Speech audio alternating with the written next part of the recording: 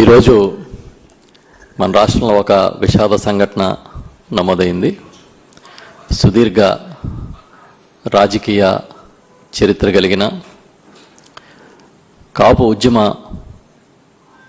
నాయకుడిగా ఒక విలక్షణమైన పోరాట పటిమ కలిగిన శ్రీ ముద్రగడ పద్మనాభం గారు మనల్ని విడిచి వెళ్ళిపోయారు. చాలా దురదృష్టం. ఒక నిబద్ధత కలిగిన నాయకుడిగా పద్మనాభం గారు ఈరోజు పరమపదించడం అందరికీ లోటే. ఒక విలక్షణమైన వ్యక్తిత్వం అయింది. చాలా ముక్కుసూటితనం, పట్టుదల, నిజాయితీ, మాట మీద నిలబడడం, ఇవన్నీ ఆయన లక్షణాలు.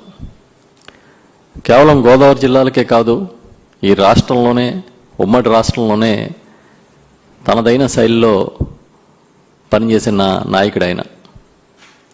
ఇవాళ కాపు ఉద్యమం అంటే, కాపు రిజర్వేషన్ పోరాటం అంటే ఆయనే గుర్తొస్తారు. చాలా నిబద్ధతతో పట్టిన పట్టు విడవకుండా పనిచేశాడు. సుమారు 30 సంవత్సరాల పాటు కాపు ఉద్యమం కోసం ఇంచుమించుగా తన రాజకీయ జీవితాన్ని కూడా పణంగా పెట్టినట్టుగా మనకు కనిపిస్తుంది.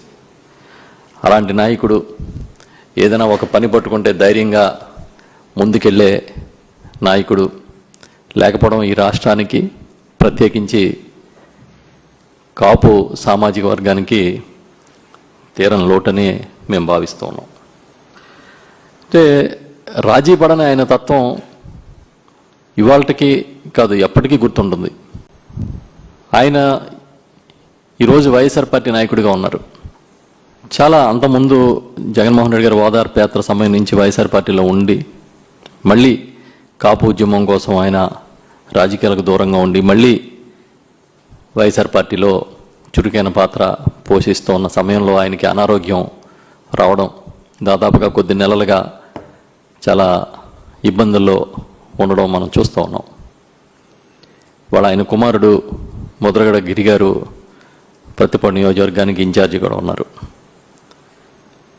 ఒక నాయకుడు అంటే ఇప్పుడే దాడిశెట్టి రాజా గారు చెప్పారు, 4 సార్లు ఆయన ఎమ్మెల్యేగాను, ఒకసారి ఎంపీగాను, మంత్రిగాను పనిచేసిన వాడు.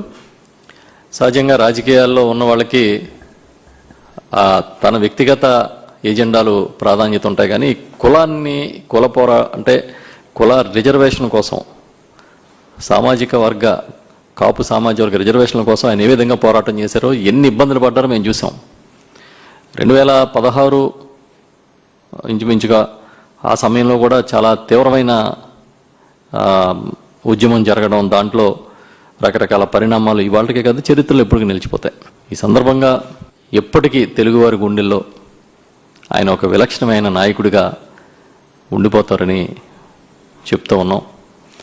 ఈ సందర్భంగా మేమందరం పార్టీ తరపున, వైఎస్ఆర్ పార్టీ తరపున ప్రగాఢమైన సానుభూతి తెలియజేస్తూ, ముఖ్యంగా మా తుని ఉద్యమం సందర్భంగా కూడా చాలా క్లోజ్గా మూవ్ అయ్యేవాళ్ళని. మాకే ఒక టైంలో ఆశ్చర్యం అనిపించేది, ఆయన ఎవరు గెస్ట్లు వచ్చినా, ఎంతమంది వచ్చినా సరే అలా 24 అవర్స్ మా తుని ఉద్యమం సమయంలో కానీ ఆయన చూస్తుంటే ఆశ్చర్యం అనిపించింది.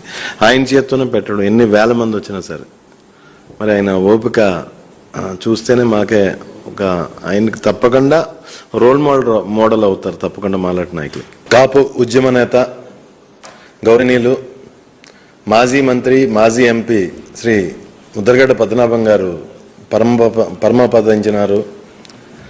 ఆయన ఆత్మకి శాంతి చేకూరాలని ఆ భగవంతుని మనస్ఫూర్తిగా కోరుకుంటున్నాం.